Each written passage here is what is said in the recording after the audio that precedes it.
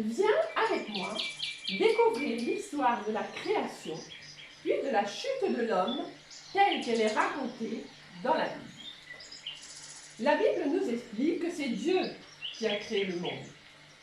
C'est lui qui a fait toute la création, la terre et tout l'univers qui nous entoure, et tout cela, il l'a fait en 6 jours. C'est pourquoi il est appelé le créateur de toutes choses. Au commencement, Dieu créa les cieux et la terre. Le premier jour, il créa la lumière. Le deuxième jour, il créa le ciel. Le troisième jour, il fit la terre, les mers et la végétation, l'herbe, la verdure et tous les arbres fruitiers. Le quatrième jour, il fit le soleil, la lune et les étoiles. Le cinquième jour, il fit les poissons, tous les animaux marins, ainsi que tous les oiseaux. Le sixième jour, il fit les animaux terrestres, puis l'homme, et enfin la femme. Le septième jour, la création est achevée, et Dieu se repose de toutes ses œuvres. Il bénit le septième jour et le sanctifie. Dieu vit que tout cela était très bon. Dieu créa l'homme à son image. Il le créa à l'image de Dieu. À sa ressemblance, il créa l'homme et la femme. Dieu les bénit et Dieu leur dit: soyez féconds, multipliez-vous, remplissez la terre, rendez-vous en maître et dominez les poissons des mers, les oiseaux du ciel et tous les reptiles et les insectes et tout animal qui se meut sur la terre. Voici, je vous donne toute herbe portant de la semence et qui est à la surface de toute la terre, et tout arbre ayant en lui du fruit et portant de la semence. Ce sera votre nourriture. Et à tout animal de la terre, à tout oiseau du ciel, et à tout ce qui se meut sur la terre, ayant en soi un souffle de vie, je donne toute herbe verte pour nourriture. Donc, quand Dieu créa le monde, tout était absolument parfait. Tout était très bon et très beau. C'était un grand paradis. L'homme devait y vivre heureux pour toujours, car le mal n'existait pas. Et la mort, bien sûr, non plus n'existait pas. Alors qu'est-il arrivé au monde parfait que Dieu, dans son amour infini, avait créé pour nous? Est-ce que le monde d'aujourd'hui est toujours aussi parfait? Non, bien sûr. Il ressemble plutôt à un enfer, n'est-ce pas? Et chaque jour, nous devons lutter pour survivre. Mais Dieu n'a jamais voulu cela, ni que nous en arrivions là. Alors, pourquoi le monde d'aujourd'hui va-t-il si mal? Pourquoi est-il à feu et à sang? Pourquoi y a-t-il tant de guerres? Pourquoi souffrons-nous autant? Nous allons voir ce qui est arrivé à l'aube de l'humanité et quelle est l'origine du mal qui a précipité le monde et tous les êtres humains dans les ténèbres de la maladie, de la souffrance et finalement dans la mort. La chute de l'homme. Dieu forma l'homme à partir de la poussière de la terre.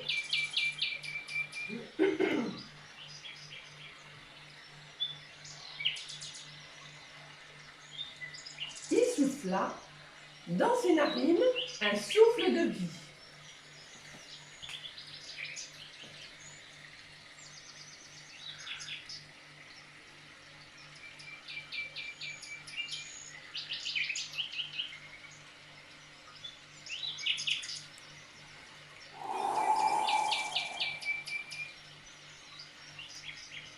Et l'homme devint un être vivant. Puis Dieu planta un jardin en Éden du côté de l'Orient.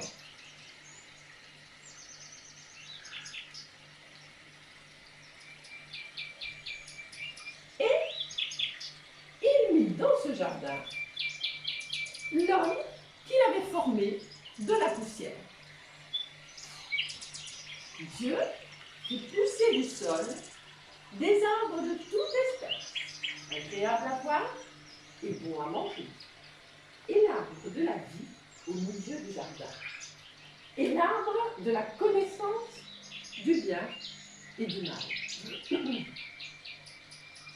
Un fleuve sortait d'Éden pour arroser le jardin et se divisait en 4 bras. Quand Dieu prit l'homme et le plaça dans le jardin d'Éden, il le chargea de le cultiver et de le garder. Nous voyons que cet homme fut le premier jardinier et gardien du jardin. Dieu donna cet ordre à l'homme. Tu pourras manger de tous les arbres du jardin, mais tu ne mangeras pas de l'arbre de la connaissance du bien et du mal. Car le jour où tu en mangeras, tu mourras certainement. Dieu forma de la terre tous les animaux des champs et tous les oiseaux du ciel.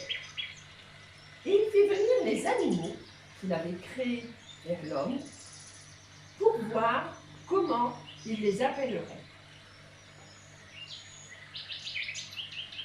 Et l'homme donna des noms aux animaux que Dieu lui avait présentés.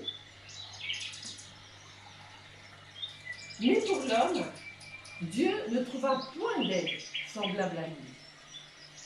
Et il dit qu'il n'était pas bon que l'homme soit seul.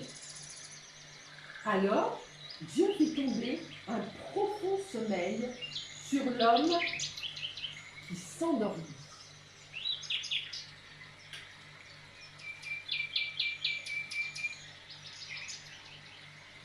Il prit une de ses côtes et referma la chair à sa place.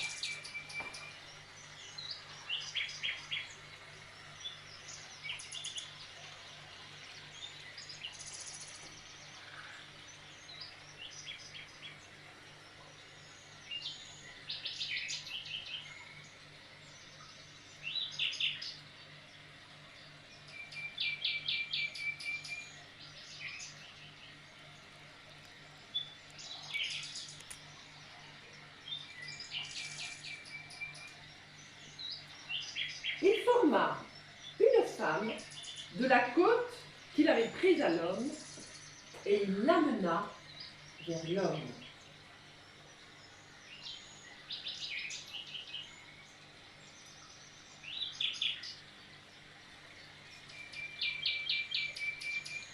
Et l'homme dit, voici cette fois celle qui est os de mes os et chair de ma chair. On l'appellera femme parce qu'elle a été prise de l'homme. L'homme et la femme étaient tous les deux nus et ils n'en avaient pas honte. Tout était merveilleux pour eux. Ils vivaient dans un monde parfait et ils étaient heureux.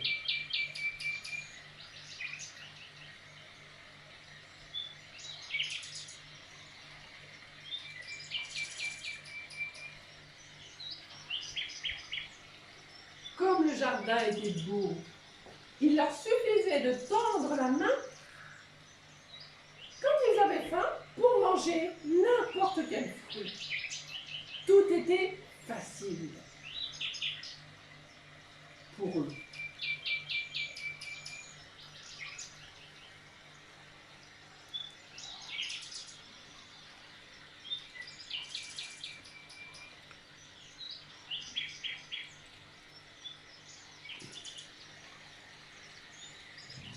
Comme c'était merveilleux de vivre dans ce beau jardin d'Éden. C'était le bonheur parfait. La femme avait le mari parfait et l'homme avait la femme parfaite. Tout était formidable.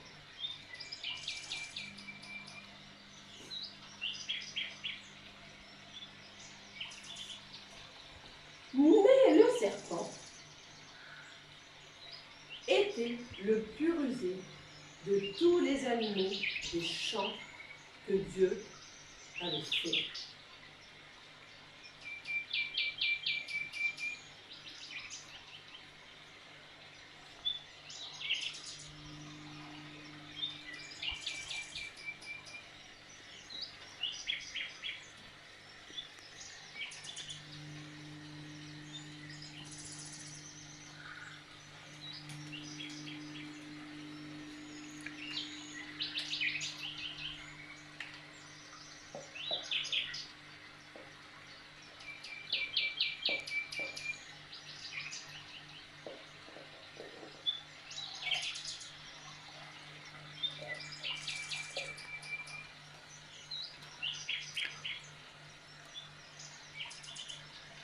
Il dit à la femme,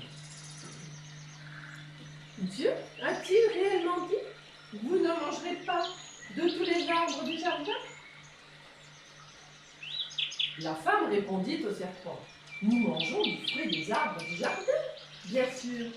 Mais quant au fruit de l'arbre qui est au milieu du jardin, Dieu a dit, vous n'en mangerez pas et vous n'y toucherez pas, de peur que vous ne mouriez.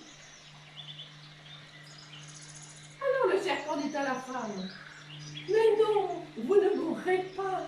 Mais Dieu sait que le jour où vous en mangerez, vos yeux s'ouvriront et que vous serez comme Dieu. Vous connaîtrez le bien et le mal.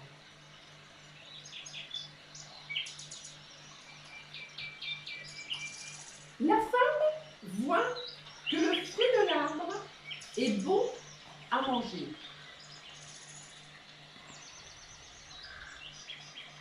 Beau à regarder. Mais surtout, qu'il est précieux pour ouvrir l'intelligence.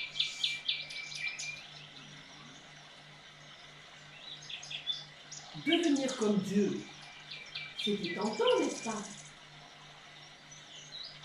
Qu'y aurait-il de mal à connaître la différence entre le bien et le mal? Pourquoi, en effet, Dieu avait-il interdit de toucher à cet arbre?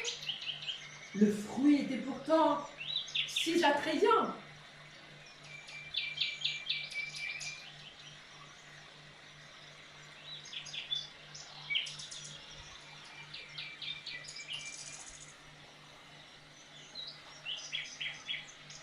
Après avoir résisté un peu,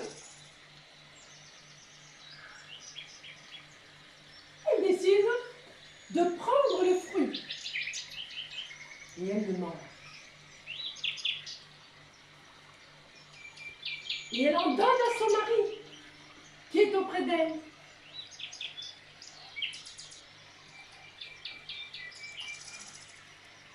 Et lui en mange également.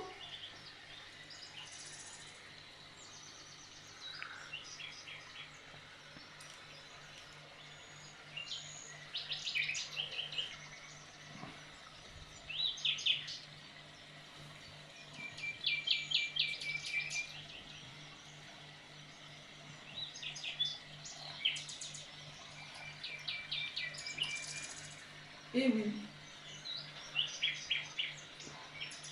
ils étaient tombés dans la tentation. Alors d'un seul coup, après avoir mangé le fruit, leurs yeux s'ouvrent et ils découvrent qu'ils sont nus. Et ils auront fini le temps de l'innocence. Tout a basculé en une seconde.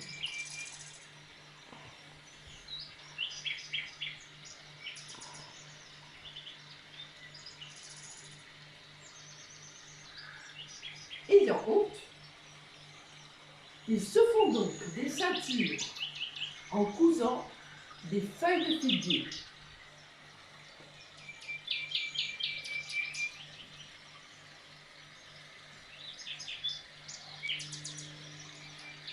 Afin de cacher leur nudité, puisqu'ils venaient de découvrir qu'ils étaient nus.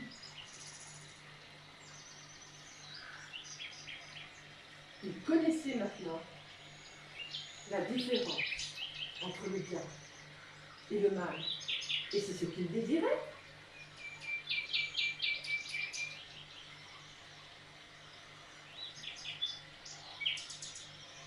Ils ont cru les serpents qui leur a fait croire que Dieu était méchant. Et que c'était par méchanceté qu'il leur interdisait de toucher à l'arbre de la connaissance du bien et du mal. Alors ils sont tombés dans la tentation.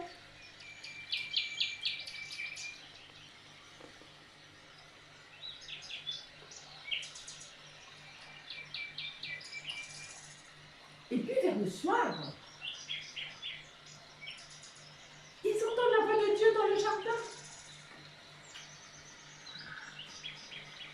Mes enfants, où êtes-vous? Je ne vous vois pas.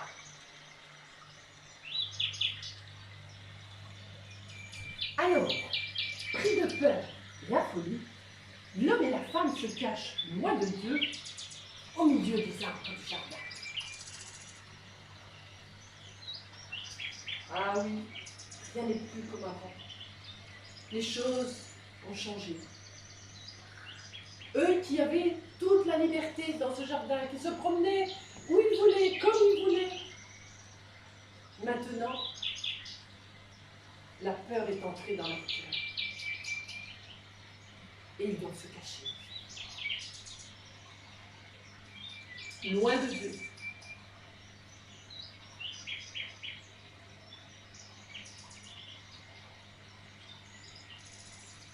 Où es-tu, dit Dieu? L'homme répond. J'ai entendu ta voix dans le jardin et j'ai eu peur parce que je suis nue. Alors je me suis cachée. Alors Dieu lui dit, qui t'a révélé que tu es née? As-tu mangé de l'arbre dont je t'avais défendu de manger? L'arbre de la connaissance du bien et du mal?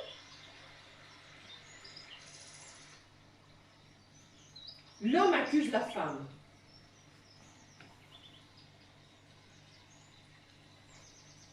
En la rendant responsable de sa propre désobéissance. Et il dit à Dieu, mais c'est la femme que tu as mis à mes côtés qui m'a donné le fruit. Et je l'ai mangé.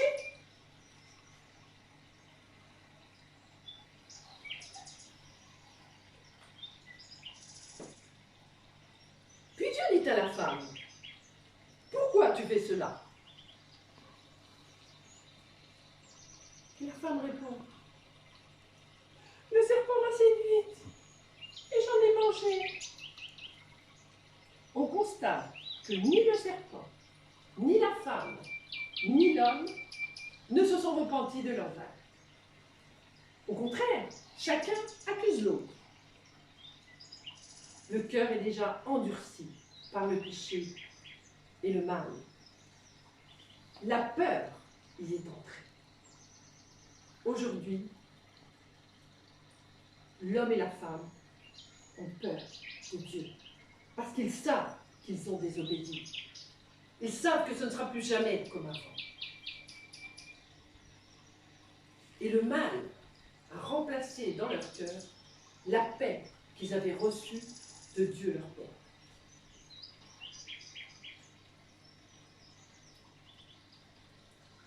Est-il nécessaire de préciser que le serpent cité dans la Bible représente le diable ou Satan dans notre monde d'aujourd'hui? Et que finalement il n'a pas changé de tactique. Il cherche toujours à éloigner les hommes et les femmes de Dieu le Père en les entraînant dans la même désobéissance qu'Adam et Ève. Il les entraîne dans toutes sortes de péchés qui les blessent et qui détruisent leur corps et leurs âmes. On peut citer entre autres l'alcool, la cigarette, la drogue, le mensonge, la manipulation, la méchanceté, l'égoïsme, l'orgueil.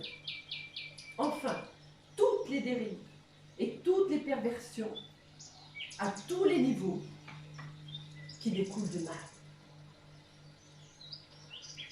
bien pour l'homme et la femme, après avoir péché et désobéi à leur Dieu, à leur Père, à leur Créateur, c'est pour eux la déchéance totale et la misère qui les attend, séparés à jamais de leur Dieu, qui leur avait pourtant tout donné, pour qu'ils vivent éternellement, qu'ils soient heureux pour toujours, et qu'ils ne souffrent jamais, parce qu'il les aimait de tout son cœur.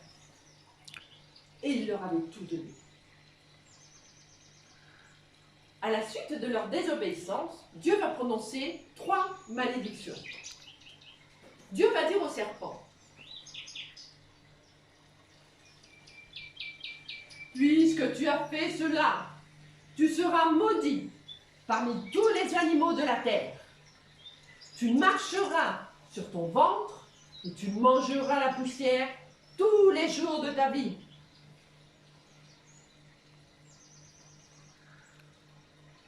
Je mettrai la guerre entre toi et la femme. La descendance de la femme t'écrasera la tête et tu lui blesseras le talon. Remarquons qu'une blessure au talon n'est pas mortelle par rapport à un coup à la tête qui lui l'est. Puis Dieu va voir la femme et lui dit, « J'augmenterai la souffrance de tes grossesses et tu enfanteras dans la douleur. Tes désirs se porteront vers ton mari, mais il dominera sur toi. » Enfin, Dieu se tourne vers l'homme, celui qu'il avait chargé de garder le jardin, d'en prendre soin. Il devait prendre soin de la création que Dieu avait faite. Au lieu de cela, il a fait n'importe quoi.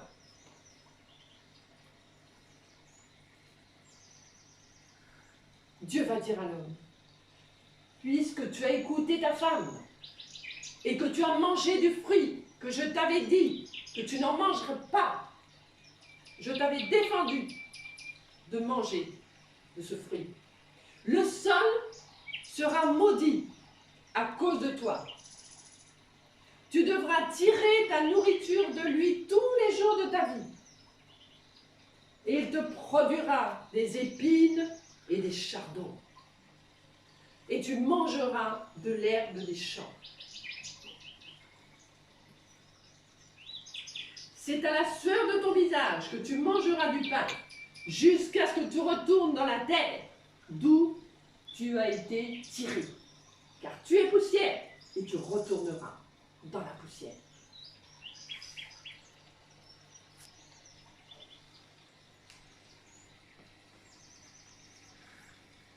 Voilà que Adam et Ève avaient perdu la vie éternelle.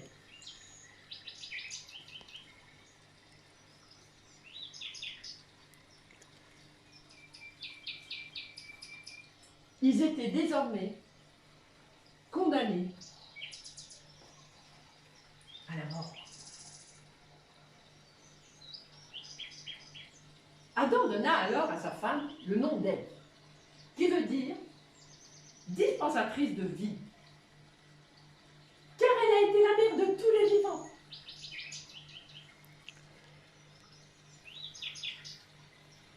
On remarque que c'est la première fois depuis leur chute que les noms de l'homme et de la femme sont cités dans la Bible.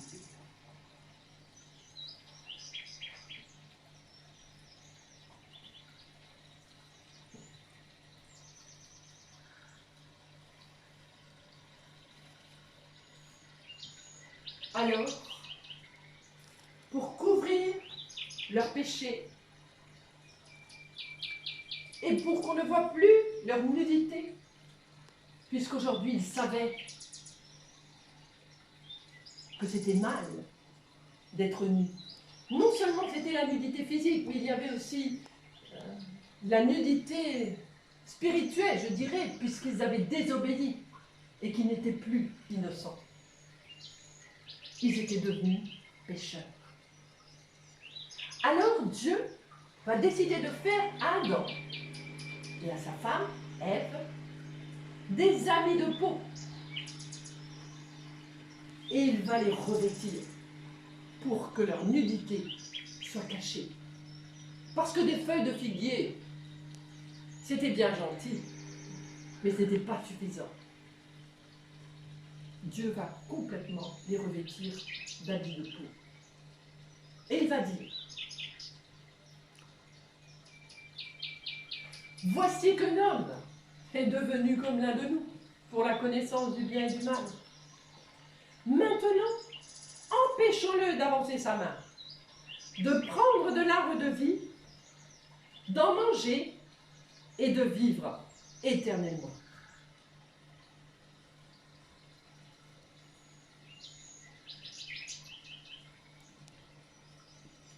Oh, la culpabilité, comme c'est dur à porter.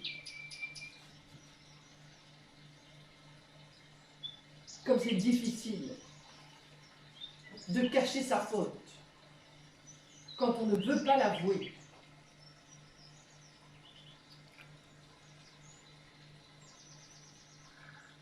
Vivre au jardin d'Éden, c'était comme vivre au ciel. Tout y était parfait. Et s'ils avaient obéi à Dieu, Adam et Ève auraient vécu pour toujours. Ils avaient été créés pour vivre éternellement, à l'image de Dieu. Mais après leur désobéissance, Dieu ne veut plus que l'homme puisse vivre éternellement au jardin d'Éden, dans un état de désobéissance et de péché.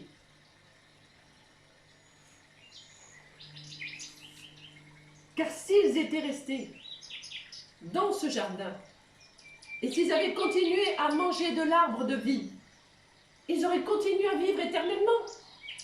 Sauf qu'ils auraient vécu éternellement dans le péché. Et ils auraient été séparés de leur Dieu. Il n'y aurait plus aucune communion possible entre eux. Et Dieu ne voulait pas ça, parce qu'il les aimait. Il voulait leur offrir la possibilité de retrouver un jour cette relation, cette communion avec lui. Alors Dieu décide de les chasser du jardin d'Éden pour qu'ils cultivent la terre d'où ils avaient été pris.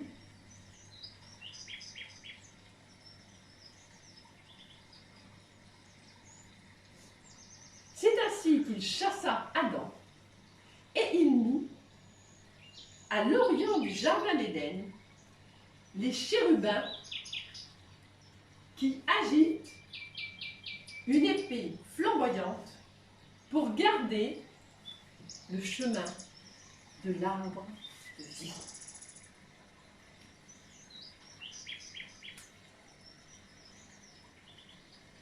Voilà, mes amis, où est né le mal. Voilà, mes amis, d'où vient la réalité que nous vivons dans le monde d'aujourd'hui, puisque réellement nous sommes nous-mêmes descendants d'Adam et Ève, donc nous sommes pécheurs, puisque nous descendons de pécheurs. Nous ne pouvons pas être saints, nous ne pouvons plus être saints. Adam et Ève étaient saints avant de pécher, avant de désobéir. Mais aujourd'hui,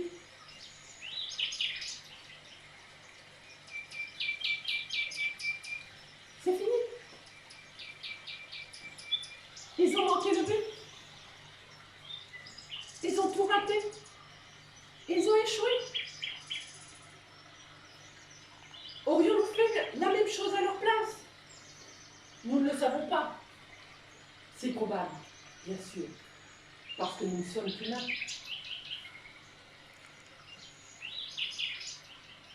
Alors pour Adam et Ève, après avoir été chassés du beau jardin d'Éden, c'est la déchéance totale et la misère qui devient leur vie quotidienne.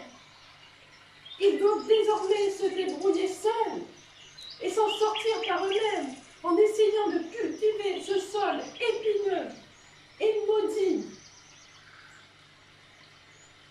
afin d'en tirer quelque subsistance pour survivre dans ce monde désormais devenu hostile. Comme ils sont malheureux. Oh, ils ont certainement beaucoup regretté d'avoir transgressé l'ordre de Dieu en mangeant le fruit de l'arbre interdit. Oh, ils ont dû pleurer amèrement.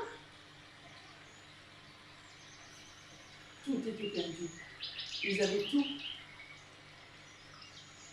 Ils avaient tout qu'ils retrouvaient. Et aujourd'hui, ils avaient tout gâché. Ils avaient tout gâché par leur désobéissance.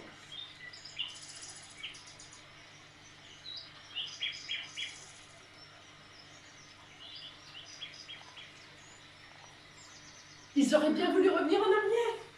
Mais comment retourner dans ce jardin merveilleux, ce paradis? Mais non, c'était trop tard. Le mal était déjà fait. Et de toutes les manières, les anges étaient là pour leur interdire d'y retourner. Ils gardaient le chemin de l'arbre de vie.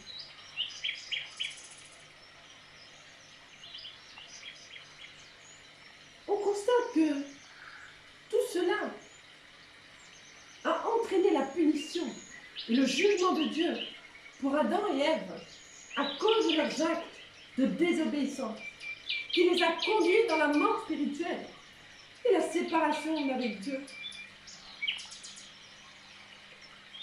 Quelles ont été les 3 erreurs d'Adam et Ève? Premièrement, avoir pensé que leur voie était meilleure que celle de Dieu. Deuxièmement, s'être cachés en étant conscients de leur faute. Troisièmement, avoir cherché à se trouver des excuses et à se défendre. Malgré cela, Dieu aime tellement les êtres qu'il a créés, c'est-à-dire nous, les amis, qu'il a désiré dans sa bonté et son amour infini nous faire grâce de nos péchés et nous racheter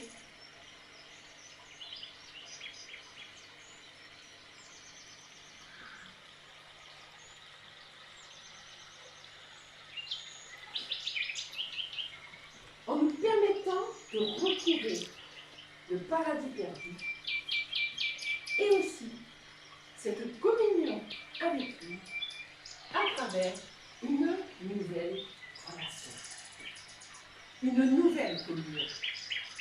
Mais oui, Dieu nous aime tant, mes amis,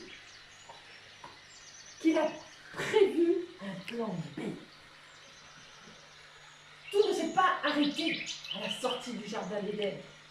Non, Dieu, dans son amour, avait prévu d'envoyer son Fils Jésus, lui qui est parfaitement pur et saint sur la terre, dans un corps humain, pour souffrir en portant tous les péchés et toutes les désobéissances des hommes et toute la malédiction prononcée par Dieu au jardin d'Éden en mourant sur une croix.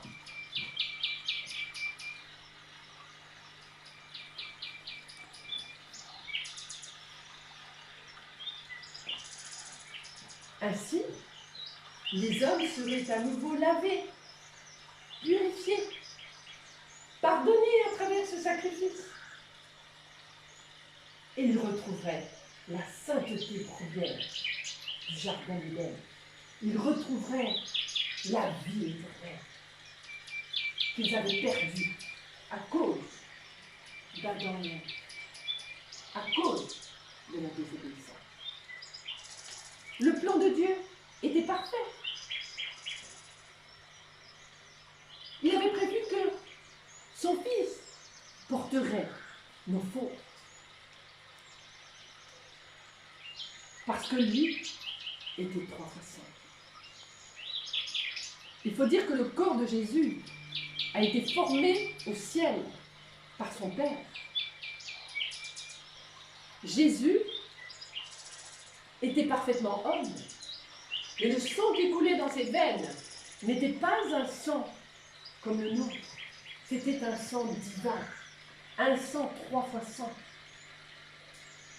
Et c'est parce qu'il était 3 fois saint qu'il a pu payer pour nous, pour nos péchés. Et qu'il a pu porter notre dette et qu'il a pu nous purifier. Il fallait donc que Jésus meure pour faire disparaître la malédiction de la mort qui était née au jardin d'Éden. Et puis qu'il ressuscite pour nous redonner la vie éternelle.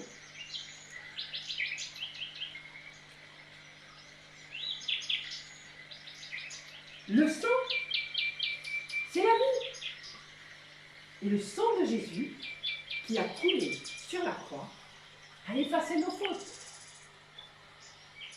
Il nous a lavés de tous nos péchés.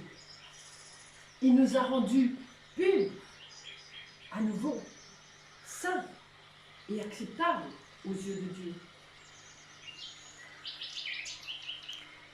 La mort a été engloutie par la vie. En mourant, Jésus a emporté la malédiction de la mort. Il l'a pris sur lui. Et en ressuscitant, il nous a ouvert le chemin vers la vie éternelle. Il a réouvert le chemin vers notre Père céleste. Il a payé pour nous en donnant sa vie avec tout son amour et en prenant notre place sur cette croix. Parce que, cher ami, c'est toi, c'est moi qui aurais dû aller sur cette croix pour être pardonné. Puisque nous sommes les descendants d'Adam et Ève, et que finalement nous sommes aussi pécheurs qu'eux. Nous désobéissons. Qui se soucie des lois de Dieu aujourd'hui? Jésus est venu pour réparer la faute commise par Adam et Ève et nous permettre de retrouver une communion avec notre Père céleste. De cette manière, Dieu nous accepte à nouveau et nous redevenons ses enfants quand nous lui demandons pardon et que nous acceptons que Jésus est venu pour nous sauver. Alors la barrière qui nous séparait de lui est brisée définitivement. Et pour toujours. Jésus a promis de redonner le paradis perdu aux hommes et aussi la vie éternelle à tous ceux qui acceptent de se repentir et de changer de vie grâce à son sacrifice accompli sur la croix. Jésus nous a tellement aimés qu'il a tout donné. Il a souffert atrocement sur cette croix. Son sang a coulé. Ses mains ont été percées, ses pieds ont été percés. Sur sa tête, ils ont mis la couronne d'épines.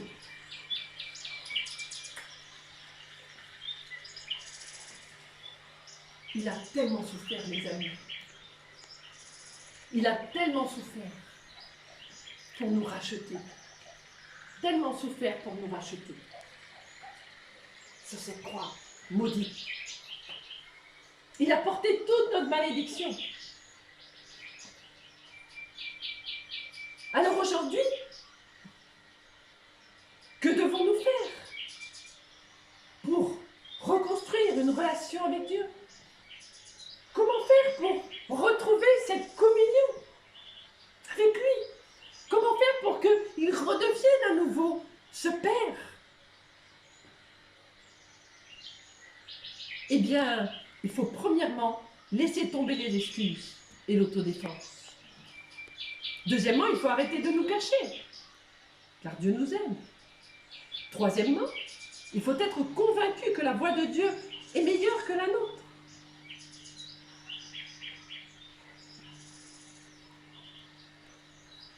Nous devons reconnaître que nous sommes désobéissants par nature, puisque nous sommes les descendants d'Adam et Ève, et que de ce fait, nous naissons déjà pécheurs, car nos propres parents ne sont pas saints. Ils sont eux aussi pécheurs. Puis nous devons demander pardon à Dieu et accepter Jésus comme notre Sauveur à travers l'œuvre de la croix.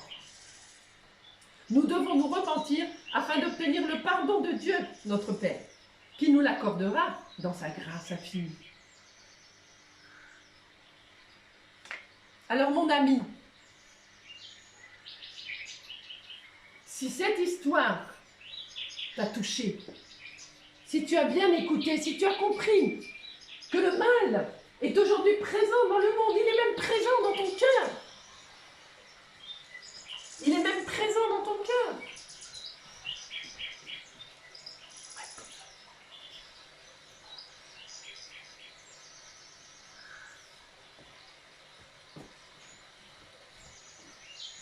Aujourd'hui, mon ami, si tu as compris que tu es pécheur et que tu es perdu, tu es cette brebis égarée que Dieu cherche parce qu'il t'aime. Tu peux prendre aujourd'hui, maintenant, à cette minute, la décision de demander pardon pour tes péchés afin de recevoir Jésus-Christ comme ton sauveur.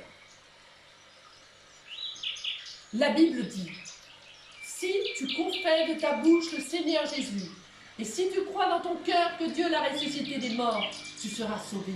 Car c'est en croyant du cœur qu'on parvient à la justice, et c'est en confessant de la bouche qu'on parvient au salut. Selon ce que dit l'Écriture, quiconque croit en lui ne sera point confus. Mon ami, tu peux faire avec moi, si tu le désires, et avec honnêteté, cette prière de repentance qui suit. Car Dieu t'aime et Dieu veut te ramener à lui. Il veut que tu te repentes de tes péchés, mon ami. Il veut que tu te repentes de tes péchés. Et que tu reviennes à lui, tout simplement parce qu'il t'aime. Et qu'il ne veut pas que tu sois perdu. Il ne veut pas que tu fasses comme Adam et Ève.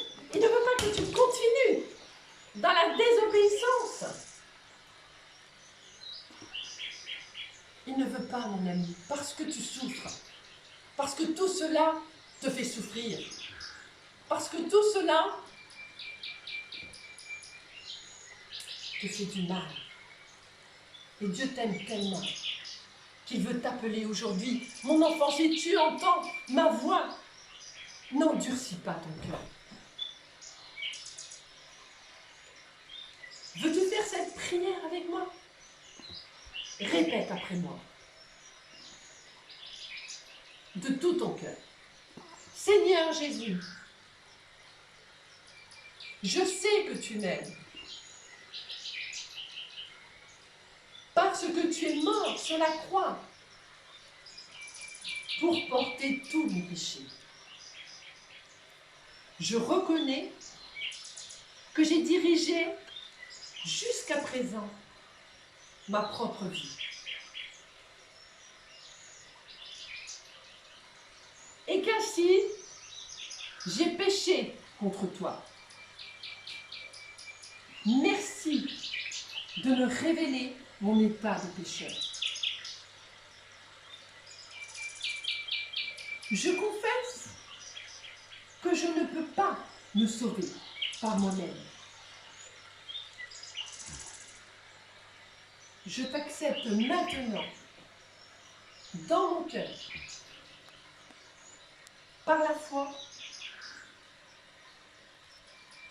et je reçois ton Saint-Esprit.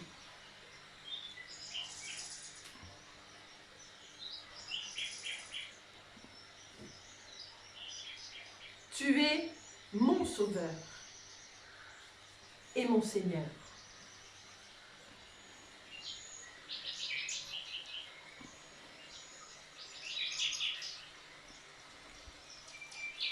Fais de moi la personne que tu désires que je sois.